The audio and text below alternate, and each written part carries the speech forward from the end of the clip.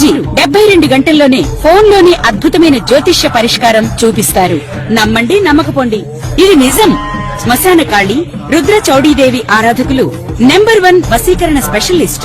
గురూజీ మనిషి పుట్టుక నుండి చనిపోయే వరకు వచ్చే అన్ని క్లిష్టమైన సమస్యలకు పరిష్కారం ఇక్కడ లభిస్తుంది. విద్య, ఉద్యోగం, వ్యవహారం, స్త్రీ ప్రేమ, పెళ్లి, సంతానం, స్త్రీ పురుష వశీకరణం, భూవశం, భార్యాభర్తల కలహాలు, కోర్టు సమస్యలు, విడాకుల సమస్యలు, చేతబడి, అప్పుల బాధ, ఇంకా మీకు ఎలాంటి సమస్యలు ఉన్నా 72 గంటల్లోనే శాశ్వత జై శ్రీమన్నారాయణ. నేను మీ ఐకాన్ ఆస్ట్రాలజర్ గట్టుపల్లి సురేష్ బాబు. అయితే మనకి ఈ యొక్క సెప్టెంబర్ మాసంలో 7వ తారీఖు, ఈ 7వ తారీఖున మనకి సంపూర్ణ చంద్రగ్రహణం అనేది లభ్యమవుతుంది. ఈ సంపూర్ణ చంద్రగ్రహణం అనే దానికి మనకి అసలు ఏ రోజు వస్తుంది, ఈ సమయం ఏంటి, ఆ రోజు మనం పాటించవలసినటువంటి నియమాలు ఏంటి, ఆ గ్రహణం అనంతరం మనకి ఏ రాశుల వారికి ఎలా ఉండబోతుంది, ఏం పరిహారాలు చేసుకుంటే వారికి అన్యోన్యమైనటువంటి దాంపత్యం కావచ్చు, ఆహ్లాదకరమైనటువంటి జీవితం కావచ్చు కొనసాగుతుంది, ఆర్థిక పరమైనటువంటి ఇబ్బందులు, జాబు పరమైనటువంటి సమస్యలు, విదేశీయానం, అలానే మనకి ఎన్నో రకాలైన సమస్యలతో బాధపడేటువంటి వారు, గ్రహదోషాలు, గ్రహశాంతులు బాధపడేవారు, నవగ్రహాలు కూడా మన మీద అశుభ దృష్టి ఉండే ఈ గ్రహణంతో మనకి ఏమైపోతుంది, వీటి గురించి మనం ఒకసారి క్లుప్తంగా తెలుసుకున్నట్టయితే కనుక మనకి అతి తక్కువ కాలంలోనే వచ్చేటువంటి గ్రహణం ఏంటంటే చంద్రగ్రహణం. ఇది సంపూర్ణ చంద్రగ్రహణం అని చెప్పొచ్చు. ఈ సంపూర్ణ చంద్రగ్రహణం మనకి సెప్టెంబర్ 7వ తారీఖు 2025 సంవత్సరంలో ఆరంభమవుతుంది. ఇది ఈ సంపూర్ణ చంద్రగ్రహణం మనకి భారతదేశ వర్తమాన ప్రకారంగా ఇక్కడ మనకి సమయం చూసినట్లయితే కనుక ఇక్కడ రాత్రి 9:50 మొదలవుతుంది. ఈ గ్రహణానికి 3 అధ్యాయాలు అంటారు. అంటే 6 గంటల అంటే 4:30 గంటల సేపు ఈ గ్రహణ అధ్యాయం అనేది ఉంటుంది. అందులోనూ 3 అధ్యాయాలుగా మనం తీసుకోవచ్చు. 9:50 మొదలయ్యి అది మనకి దగ్గర 2 గంటల వరకు కూడా ఏకుంజానం, అంటే మనకి తెల్లవారితే ఏకుంజానం 8వ తారీఖు, అంటే ఆ మబ్బులో మనకి బ్రాహ్మీ ముహూర్తం 2:50 వరకు వస్తుంది. ఇది 2:30 వరకు కూడా ఈ చంద్రగ్రహణం అనేది సంభవిస్తుంది. ఇది మన భారతదేశంలో అయితే కనపడకపోవచ్చు, కానీ గ్రహాలు కాబట్టి ఈ గ్రహాలకు సంబంధించినటువంటి విధానంలో మనం జీవిస్తుంటాం కాబట్టి మనకి ఆ ఒక సమస్య, ఆ గ్రహణ శోభ అనేది మనకి ఖచ్చితంగా లభిస్తుంది అని చెప్పొచ్చు. అయితే ఈ దీంట్లో 3 అధ్యాయాలు అనుకున్నాం. ఈ 3 అధ్యాయాల్లో మనం మొదటిగా చూసినట్టయితే కనుక ఎవరైనా మంత్రోచ్చారణ చేసేవారు కావచ్చు, ఎవరైనా ప్రెగ్నెన్సీ ఆడవారు కావచ్చు, ఎవరైనా తినేయాలి అనుకునేటువంటి వారు కావచ్చు, సమస్యలు ఉన్న వారు ఎవరైనా ఉంటే కూడా వారందరూ కూడా ఈ 3 అధ్యాయాలు మనం పాటించుకోవాల్సి వస్తుంది. మొదటిగా మనకి వచ్చేటువంటిది లగ్నం. ఈ లగ్నంలో మొదటిసారిగా మనకి గ్రహణం ఆరంభం అవ్వకముందే మనం స్నానం ఆచరించాలి. ఈ స్నానం ఆచరించిన తర్వాత గ్రహణం పట్టుతాం. ఈ గ్రహణం పట్టిన అనంతరము మళ్ళీ విడిచిన వెంటనే మళ్ళీ స్నానం ఆచరించాలి. ఇక ఈ గ్రహణ సమయంలో భుజించడం కానీ, ఏదైనా పానీయాలు సేవించడం కానీ, మాట్లాడుకోవడం, పనికొచ్చేటువంటి విషయాలు మాట్లాడుకోవడం కానీ, ఏదైనా ఉన్నత స్థానానికి వెళ్ళేటువంటి విషయాల గురించి మాట్లాడుకోవడం కానీ, భార్యాభర్తల కలయిక కానీ, అలానే పిల్లలకి తినిపించడం కానీ, ఆడుకోవడం లాంటివి కానీ చేయకూడదు. పెద్దగా కొట్లాడుకోవడం, గొడవలు పడుకోవడం లాంటివి చేయకూడదు. అలానే టీవీలు చూసుకోవడం లాంటివి అలాంటివి చేయకూడదు. అలాంటి నాకు తెలిసినంత వరకు ఫోన్ కూడా ఆ సమయంలో ఆపేస్తే మంచిది. ఎందుకంటే కనుక రేడియేషన్ అనేది చాలా ఎక్కువగా మనకు వచ్చేలాగా ఉంటుంది. ఇకపోతే ఈ గ్రహణంలో, ఈ గ్రహణ సమయంలో కనుక మీరు అందరూ కూడా ప్రశాంతంగా జీవితం కొనసాగించాలి. ఆలోచన విధానాన్ని మానేయాలి. ఏదైనా దేవునికి సంబంధించినటువంటి ధ్యానంలో ఏదైనా చేస్తే చాలా మంచి జరుగుతుంది. ఏదైనా దేవునికి సంబంధించిన ఆరాధన కావచ్చు, ధ్యానం కావచ్చు చేయొచ్చు. అలానే ఆలయాలన్నీ కూడా ముందు రోజు నుంచి లేదా అదే రోజు నుంచి కూడా మూతపడి ఉంటాయి. అలానే ప్రక్షాళన, ఈ గ్రహణానంతరం ఇంటిని మొత్తం శుభ్రం చేసుకుని, దేవుని మందిరం అంతా శుభ్రం చేసుకుని, తినేటువంటి ఆహారాలు ఏమైనా ఉంటే కూడా, వండినటువంటి ఆహారాలు ఉంటే కూడా అవన్నీ కూడా పడవేయాలి. ఇంకా వాటర్లో కానివ్వండి, ఇలాగ ఫ్రిడ్జ్లో కానివ్వండి, ఇట్లా ఏమైనా ఉంటే కనుక గరిక తీసుకొచ్చి ముందు రోజు సాయం సంధ్య వేళ కన్నా ముందే, అంటే 6వ తారీఖే మీరు గరిక వేసుకుంటే మంచిది. లేదా 7వ తారీఖు సాయంత్రం 4:30 లోపు కనుక మీరు ఆ తినేటువంటి వస్తువుల మీద గరిక వేసుకోవాలి. ఇక మీరు తినాలి అనుకుంటే గరిక కింద వేసుకొని పీటలాగా దాని మీద కూర్చొని మీరు తినడం వల్ల ఇబ్బంది లేకుండా ఉంటుంది. ఇకపోతే ఆరోగ్య సమస్యలు ఉన్న వారైతే ఈ గరిక చేతిలో పెట్టుకోవడం, దగ్గర పెట్టుకోవడం చేస్తే ఆ సమస్య, రేడియేషన్ అనేది కొంతమేర లేకుండా అయితే ఉంటుంది. ఇకపోతే ఈ గ్రహణం రోజున ప్రెగ్నెన్సీ లేడీస్, ఎవరైనా ప్రెగ్నెన్సీతో ఉన్నటువంటి ఆడవారు ఉంటే కనుక వారు ఒక రోజు నుంచి ప్రసవించే వరకు కూడా ప్రెగ్నెన్సీ లేడీస్ కింద వస్తారు. కాబట్టి వారు బయట వచ్చేటువంటి వెలుతురుకి తిరగకపోవడం, ఆ రోజున 6-7 కూడా తినేయడం లాంటివి చేస్తే మంచిది. ఇక లేదు ఈ గ్రహణాలన్నీ నాకేం చెయ్యవు అనుకొని ఎవరైనా మొండిగా, మూర్ఖంగా ఇవన్నీ నాకు పట్టవు అని చెప్పేసి అని ఎవరైనా ఉంటే, ఇవన్నీ నేను నమ్మను అనుకునే వాళ్ళు ఎవరైనా ఉంటే వారు తిన్నారంటే కనుక ఆ తరువాత 6 మాసాల లోపు వారికి ఏదైనా ఆరోగ్య సమస్యలు వచ్చేలాగా ఉంటుంది. హాస్పిటల్కి వెళ్ళి టెస్ట్ చేస్తే ఏ సమస్య లేదని చెప్తారు. కానీ మీలో ఏదో ఒక తెలియని ఆందోళన, చికాకు, స్టమక్ పెయిన్ లాంటివి వస్తాయి. ఒక్కొక్కరికైతే kidney fail, liver effect, heart problems కూడా వచ్చే అవకాశాలు ఖచ్చితంగా ఉంటాయి. అందుకని ఇలాంటివన్నీ ఉన్నాయి, ఇవన్నీ నమ్మాలి, నమ్మి చేసుకుంటే మంచిది. ఇకపోతే వీటన్నిటికీ సంబంధించి ఈ పరిహారాలు కూడా ఉంటాయి. ఏ రాశి వారు ఎలాంటి పరిహారాలు చేసుకోవడం ద్వారా ఈ యొక్క సెప్టెంబర్ మాసం 2020 సంవత్సరం 7వ తారీఖు వచ్చేటువంటి గ్రహణం ద్వారా వచ్చేటువంటి అశుభ దృష్టి నుంచి శుభ దృష్టిగా ఏ రాశి వారు మలుచుకోవడం వలన వారికి మంచి జరుగుతుంది అనేది ఒకసారి మనము చూద్దాం.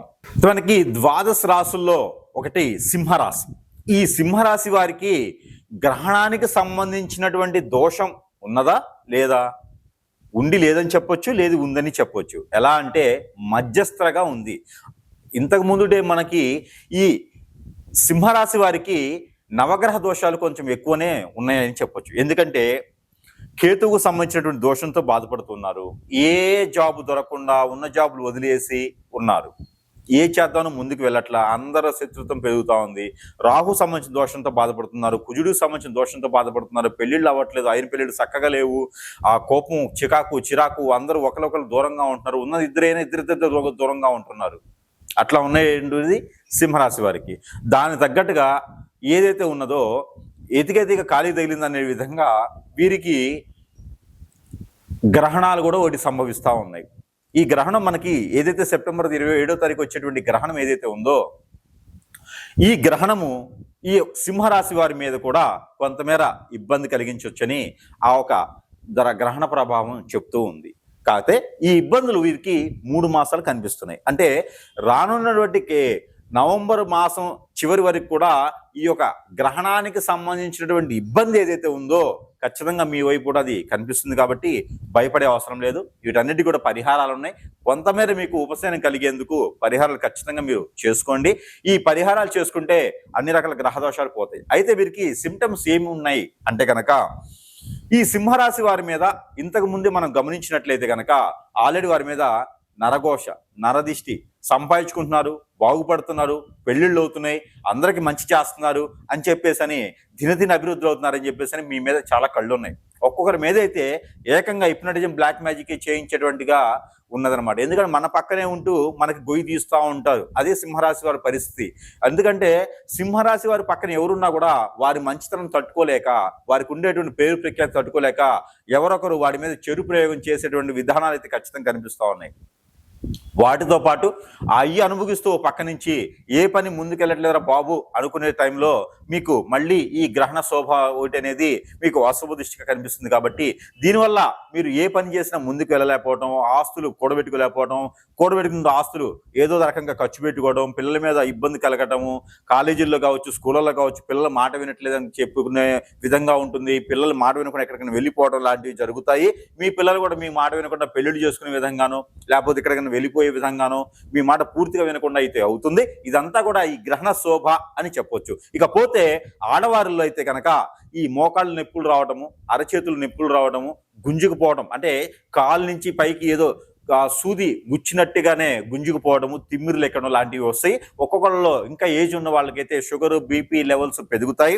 ఇంకా కూడా ఉన్నట్టయితే కనుక సోయాసిస్, పెరాలసిస్ లాంటి స్కిన్ సంబంధించినటువంటి సమస్యలు కూడా మీకు లభ్యపడుతున్నాయి. కాబట్టి ఇవన్నీ కూడా ఈ గ్రహణానికి సంబంధించినటువంటి విషయమే. కాబట్టి మీరందరూ కూడా ఈ గ్రహణాన్ని అనంతరము అందరూ కూడా గ్రహణం పాటించి దీని అనంతరం కనుక మీరు 15 రోజుల లోపు కనుక మీరు ఈ పరిహారాల నిమిత్తం కనుక చేసుకున్నట్లయితే ఖచ్చితంగా మీకు లభ్యపడుతుంది.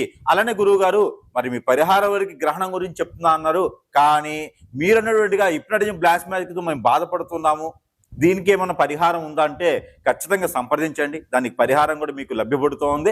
అలానే మీకు వస్తువుల రూపంగా కూడా ఈ పరిహారం చిన్న చిన్న వస్తువులతో కూడా మీరు ఈ యొక్క చెడు నెగిటివ్ ఏదైతే ఉందో ఇవన్నీ కూడా పోయేదానికి మన దగ్గర కొన్ని వస్తువులు లభ్యపడుతూ ఉన్నాయి. దానితో పాటు మీకు నాగమణి అని చెప్పేసి అది కూడా నేను మీకు ఉచితంగానే ఇవ్వడం జరుగుతుంది. కాబట్టి ఎవరికైనా కావాలంటే ఈ గ్రహణ శోభ పోవాలి అనుకున్న వారు పూజా మందిరంలో నాగమణి పెట్టి పూజించడం ద్వారా కాలసర్పదోషం, నాగదోషం, కుజిదోషం, అలానే రాహు కేతు దోషంతో పాటు కలత్ర దోషంతో పాటు మీకు పూర్వీకుల శోపం, పూర్వీకుల దృష్టి, పూర్వీకుల శాపం ఇవన్నీ కూడా తొలుగుతూ ఈ గ్రహణానికి సంబంధించినటువంటి దిష్టి దోషాలు కూడా ఖచ్చితంగా మీకు తొలగిపోయేలా ఉంటుంది. కాబట్టి ఈ యొక్క చిన్న చిన్న పరిహారాలు చేసుకున్న అదృష్టవంతులు అవ్వచ్చు. ఇంకా కూడా సంప్రదించాలంటే కూడా మీరు నన్ను సంప్రదించవచ్చు. లేదా మీకు సమీప దూరంలో ఉన్నటువంటి గురువులు ఎవరైనా ఉంటే అక్కడ కూడా మీరు సంప్రదించేసి మీకు ఉన్నటువంటి పరిహార నిమిత్తంగా ఏదైనా ఉంటే కూడా చూడొచ్చు. ఇలాంటి సిమ్టమ్స్ మీకు ఉన్నాయా అంటే ఖచ్చితంగా అది గ్రహణ శోభ కూడా మీకు ఇబ్బంది కలిగిస్తుంది. కాబట్టి ఈ గ్రహణానికి సంబంధించి నేను చెప్పిన సిమ్టమ్స్ అన్ని కూడా మీరు తగ్గేందుకు ఈ పరిహారాలు మీరు చేసుకొని అదృష్టవంతులు అవ్వచ్చు. ఇకపోతే పరిహార నిమిత్తం ఈ పరిహారాలు అయితే ఖచ్చితంగా మీరు చేసుకోవాల్సినటువంటి పరిహారాలు ఇవి మాత్రం ఖచ్చితంగా అందరూ పాటించండి. చిన్న పిల్లల నుంచి పెద్ద పిల్లల వరకు, పెద్ద అయిన వారికి, పెళ్లి అయిన వారికి, పెళ్లి కాని వారికి, ముసలి వయసు వచ్చిన వారికి కూడా, పెద్ద వయసు వచ్చిన వారు కూడా ఈ పరిహారాల నిమిత్తం చేసుకోవచ్చు సుమి. అయితే ఈ గ్రహణ దోష శోభ, అశుభ దృష్టి ప్రతిదీ కూడా మీకు రావద్దు, మేము బరాయించుకోలేము, ఉన్న గ్రహాల దోషాన్ని మేము తట్టుకోలేకపోతున్నాం అనుకున్న వారు ఎవరైతే ఉంటారో మీ అందరికీ కూడా ఈ చిన్న చిన్న పరిహారాలు చేసుకుని అదృష్టవంతులు అవ్వచ్చు. ఏమేంటి మీరు చేసుకోవాల్సినటువంటి పరిహారం? ఆవు పాలు కానీ గేదె పాలు కానీ ఒక 1/2 లీటర్, అంటే 1/2 లీటర్ అంటే 400 ml లేదా 455 ml వస్తుంది మామూలుగా లెక్క ప్రకారంగా. అయితే అవి ఒక 1/2 లీటర్ పాలు తీసుకొని ఆ పాలలో దానిమ్మ పండు రసం కలపాలి, పాలలో అరటిపండు రసం కలపాలి, ఆ పాలలో బియ్యం గ్రైండ్ చేసి ఆ ఒక పేస్ట్ కలపాలి, దాంతో పాటు బెల్లం పేస్ట్ చేయండి, కలపండి. ఈ మిశ్రమాన్ని తీసుకొని నవగ్రహాల మీద అభిషేకం, ఈ మిశ్రమాన్ని తీసుకొని ఎంతెంత అంటారా, ఒక 50 గ్రాములు 50 గ్రాములు చాలు సత్యవాచాన్ని. ఈ మిశ్రమాన్ని తీసుకొని ఎక్కడైనా నాగపడిగలుంటే అభిషేకం, లేదు మన సమీప దూరంలో దొరకట్లేదంటారా, ఏదైనా గురువారం రోజున గ్రహణం అనంతరం వచ్చేటువంటి గురువారం లేదా రెండో గురువారం రోజున కనుక మీరు రావి చెట్టు మొదటిలో కనుక ఈ మిశ్రమాన్ని ఉంచాలి, చెట్టు చుట్టూ తిరుగుతూ పోయాలి. లేదు అనుకుంటే ఏదైనా సరే మీకు ఈ రావి చెట్టు అందుబాటులో లేదు అనుకుంటే కనుక శివాలయంలో శివుని విగ్రహం మీద, ఆ శివలింగం మీద కూడా ఈ అభిషేకాన్ని చేయొచ్చు. ఇది కనుక మీరు పాటించండి, ఖచ్చితంగా ఆ గ్రహణానికి సంబంధించినటువంటి దోషం ఏదైతే ఉందో పటాపంచలైపోతుంది. ఇక గ్రహాలకు సంబంధించి అంటారా, అవి మెల్లమెల్లగా చేసుకోవచ్చు. దానికి సంబంధించినటువంటి పరిహారం కూడా ఉన్నది. అది ఏంటంటే ఒక శనివారం రోజున లేదా మంగళవారం రోజున ఉదయం సమయంలో నవగ్రహాల చుట్టూ 11 ప్రదక్షిణాలు చేయండి. గ్రహానికి సంబంధించి గ్రహణానికి సంబంధించినటువంటి పరిహారం ఇది. 11 ప్రదక్షిణాలు చేస్తూ నవధాన్యాలు 100 గ్రాములు, తెల్ల ఆవాలు 100 గ్రాములు, నల్ల నువ్వులు 100 గ్రాములు తీసుకోండి. తీసుకొని పట్టిక కూడా తీసుకోండి. అంటే పట్టిక బెల్లం, మిశ్రీ అంటారు, కండ చక్కెర మిశ్రీ పట్టిక బెల్లం అంటారు కదా, అది తినేది తీపిది, అది కూడా చిన్న చిన్నగా దొరుకుతాయి, లేదా పెద్దది తెచ్చుకుని ముక్కలు కొట్టుకోండి. ఇవన్నీ మిశ్రమం కలిపేసి నవగ్రహాల చుట్టూ 11 ప్రదక్షిణాలు చేస్తూ గ్రహాల దోషం పోవాలి గురువు గారు, గ్రహాలకు మొక్కుకుంటూ రాహువు కేతువు శుక్రుడు ఇలాగా రవి శని ఇలా అనుకుంటూ 11 ప్రదక్షిణాలు చేస్తూ ఇవి వాటి మీద ఉంచండి. ఉంచుతూ ప్రదక్షిణాలు అయిన తర్వాత ఒక 56 రూపాయలు కూడా ఆ గ్రహాల మీద పెట్టండి. ఈ పరిహారాలు మీరు చేసినట్లయితే గ్రహణానికి సంబంధించినటువంటి దోషం వెళ్ళిపోతుంది, గ్రహాలకు సంబంధించిన అశుభ దృష్టి కూడా వెళ్ళిపోతుంది. అయితే ఈ పరిహార నిమిత్తంగా మీరు వచ్చేసి ఈ గ్రహణానికి సంబంధించినటువంటి పరిహారం మీరు చేసుకున్నట్టయితే బాగుంటుంది. అయితే ఆ పరిహారం ఏంటి అంటారా? ఆ పరిహారం అయితే కనుక 1 కిలో బియ్యం, మనం తింటాం కదా ఆ బియ్యమే, 1 కిలో బియ్యం, ఒక తెల్లని వస్త్రం, దానితో పాటు మీకు ఎఫైర్ చేయగలుగుతాను అనుకుంటే గనక ఒక 2 ముత్యాలు, అలానే సిల్వర్ ఒక కాయిన్, రూపు ఏదైనా సరే ఒక చిన్న సిల్వర్ది తీసుకోండి. అది ఏదైనా తీగైనా రూపైనా పర్వాలేదు. ఇవన్నీ కూడా తీసుకొని ఎక్కడైనా మీకు దగ్గరలో బ్రాహ్మణుతులు కానీ అర్చకుల వారు కానీ ఉంటే గనక ఆలయాల్లో వారికి దానం ఇవ్వండి.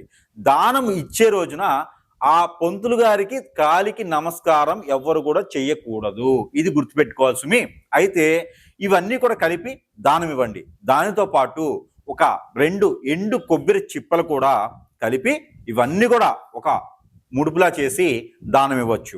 ఇలా ఇవ్వడం ద్వారా మనం ఇప్పటి వరకు ఏదైతే గ్రహణానికి సంబంధించినటువంటి పరిహారం చేసుకున్నట్లయితే మీకు ఈ ప్రాబ్లం ఉండదు, ఈ సమస్య మీ దగ్గరికి రాదు అని చెప్పాం కదా, ఆ సమస్య అనేది మీ వద్దకు రాకుండా వెళ్ళిపోతుంది పటాపంచలే. ఆ రోజు మీరు పాజిటివ్ కూడా ఉంటే మంచిది, నేల పడక చేస్తే మరీ మంచిది. అలానే ఈ పరిహారం ఉదయం సమయంలోనే సోమవారం రోజున చేయాలి. ఈ సోమవారం రోజు నీ పరిహారం చేసుకుంటూ శివాలయం దగ్గర ఉంటే అక్కడ శివాలయం ఉన్నా, అమ్మవారు ఉన్నా, లేకపోతే విష్ణు ఆలయం ఉన్నా, ఆంజనేయ స్వామి ఉన్నా, సాయిబాబా ఉన్నా కూడా ఆ రోజు మీకు కుదిరితే కనుక అభిషేక, అర్చన, హోమ, యజ్ఞ, యాగ, జపం ఏదైనా సరే కూడా చేయండి. ఈ పరిహారం అయితే ఖచ్చితంగా చేస్తే మీకు ఉన్నటువంటి సమస్య అనేది పటాపంచలైపోతుంది.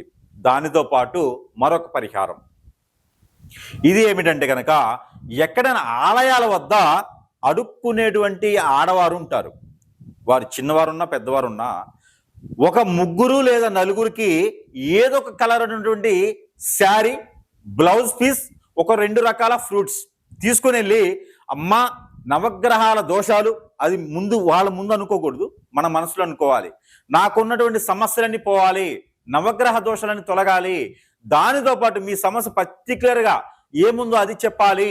దానితో పాటు మీరు ఈ గ్రహానికి సంబంధించినటువంటి దోషాలే కాకుండా గ్రహణానికి సంబంధించిన దోషం కూడా అని అనుకొని ఆ 3 లేదా 4కి ఒక శారీ, ఒక బ్లౌజ్ పీసు, దానితో పాటు ఒక 2 రకాల ఫ్రూట్స్ తీసుకొని వెళ్ళి ఆమె ఒళ్ళో పెట్టేసి నమస్కారం చేసి వచ్చేయాలి. దీంతో పాటు మీకు పెళ్లి కాకుండా పెళ్లి అవుతుంది, గ్రహ దోషం అన్ని కూడా తొలగిపోతాయి, గ్రహణానికి సంబంధించిన దోషం కూడా తొలగిపోతాయి, ఆరోగ్య సమస్యలన్నీ కూడా మెరుగుపడతాయి. కాబట్టి ఈ యొక్క పరిష్కారం చేసుకొని మీరు అదృష్టవంతులు అవ్వచ్చు. అయితే మరొకటి, ఈ యొక్క పరిష్కారం అయితే ఖచ్చితంగా మీ అందరూ కూడా చేసినట్టయితే అదృష్టవంతులు అవుతారు. దాంతో ఏమిటంటే కనుక పాలు, గేదె పాలు కానీ ఆవు పాలు కానీ తీసుకొని ఒక 1/2 లీటర్ పాలు, ఆ పాలలో కనుక అరటిపండుతో పాటు మీరు అరటిపండు పాలుతో పాటు మీరు తేనె, పన్నీరు ఇవన్నీ కూడా కలిపి, కుంకుమ పువ్వు ఇవన్నీ కూడా కలిపేసి తెల్ల ఆవాల చూర్ణం, అలానే మీకు గసగసాల చూర్ణం కూడా కలపాలి. దాంట్లో కండ చక్కెర కానీ బెల్లం కానీ వేయాలి. దాంట్లో ఆ పాలని శివాలయంలో అభిషేకం చేయాలి. దాంట్లో కర్పూరం కూడా కలపండి. పచ్చ కర్పూరమా, హారత కర్పూరమా, ముద్ద కర్పూరం ఏదో ఒకటి దాంట్లో కలపండి. ఆ కర్పూరం కలిపినటువంటి ఈ పాలు సమీప దూరంలో ఉన్నటువంటి ఆలయంలో అభిషేకం చేయాలి. దీనితో పాటు తవలపాకులు కూడా స్వామివారికి సమర్పించాలి. ఇలా చేసినట్లయితే కనుక మీకు ఈ గ్రహానికి సంబంధించినటువంటి దోషం పటాపంచలైపోతుంది. ఈ యొక్క చిన్న పరిహారాలు చేసుకొని అదృష్టవంతులు అవ్వచ్చు.